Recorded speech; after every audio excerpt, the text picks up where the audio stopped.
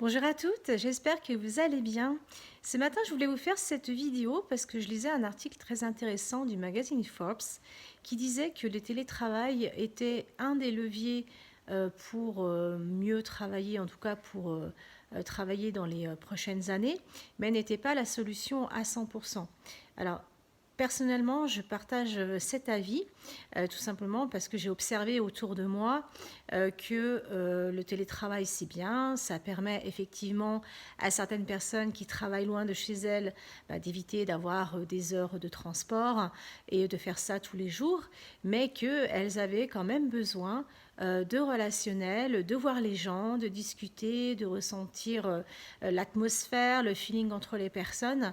Et c'est vraiment quelque chose qui est propre, je dirais, à beaucoup de personnes. Alors pourquoi Je ne sais pas si vous connaissez la pyramide de Maslow.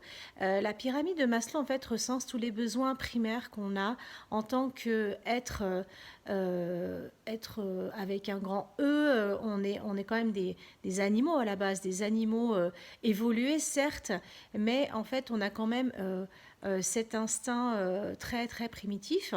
Alors pourquoi je dis ça? Parce qu'en fait, la pyramide de Maslow couvre 5 besoins primaires. Donc les deux premiers qui sont vraiment les besoins vitaux, j'ai envie de dire. Donc le premier niveau, c'est un besoin en fait de se nourrir, de boire, de dormir.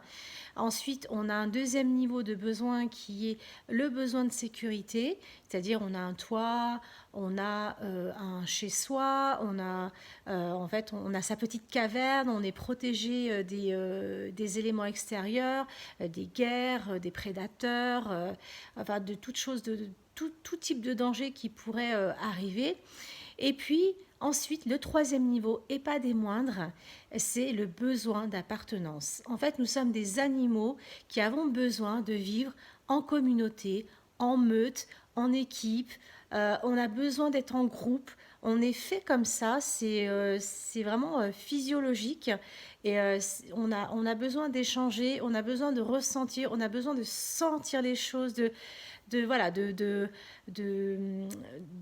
ressentir vraiment l'atmosphère, le feeling qui passe entre les gens. D'ailleurs, le feeling, on le sent un petit peu au téléphone ou en visio, mais on parle d'intuition. C'est vrai que quand on rencontre une personne pour la première fois, on se dit ah, je sens bien cette personne ou je ne la sens pas bien. Et bien en fait, c'est tout à fait ça. On ressent une bonne ou une mauvaise énergie ou un feeling ou au contraire, non, je sens que ça ne va pas matcher entre nous.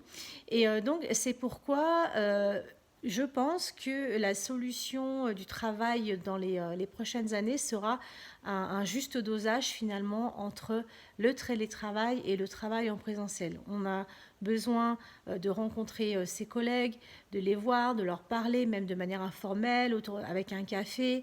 Et puis, c'est vrai que ça permet aussi l'intelligence collective hein, quand on se retrouve.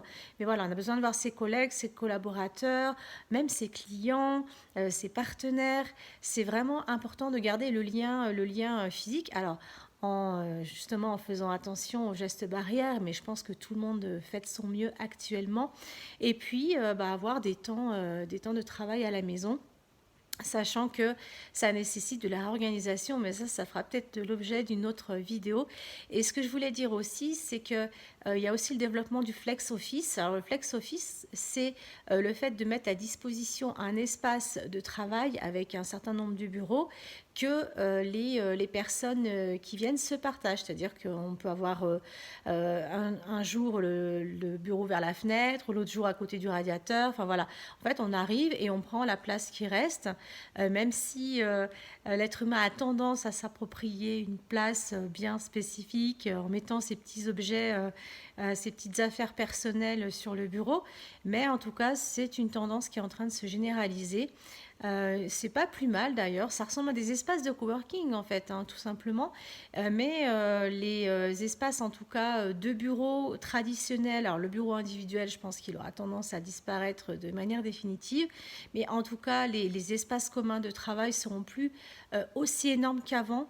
Vous savez, comme les open space, je pense que ça tend à disparaître et ce sera vraiment finalement un mix entre voilà, des espaces petits avec un certain nombre de bureaux qu'on pourra se partager, et puis le travail à la maison qui reste quand même, somme toute, confortable, mais avec quelques ajustements quand même, quelques ajustements d'espace, parce qu'on se retrouve donc en famille ou avec le conjoint, la conjointe, donc c'est vrai que c'est un petit peu plus compliqué. Mais ça, je vous en parlerai dans une autre vidéo.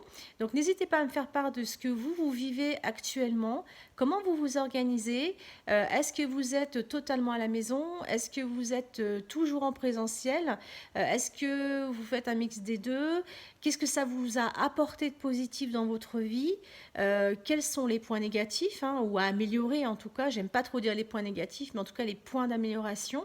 Et ça permet voilà, de voir un petit peu comment chacun voit les choses, comment chacun s'organise. Et n'hésitez pas, si vous avez besoin de conseils, je peux vous aider, en tout cas sur l'organisation. C'est un petit peu ma spécialité. Et je vous ferai une petite vidéo d'ailleurs sur comment on s'organise quand on se retrouve finalement plus à la maison qu'avant. Je vous souhaite une excellente journée. Je vous dis à très vite. Et n'hésitez pas à me faire part voilà, de ce que ça vous évoque, de vos retours d'expérience. C'est toujours très enrichissant. Et puis, ça peut aider les autres membres du groupe. Je vous dis à très vite et je vous souhaite une excellente journée. À bientôt.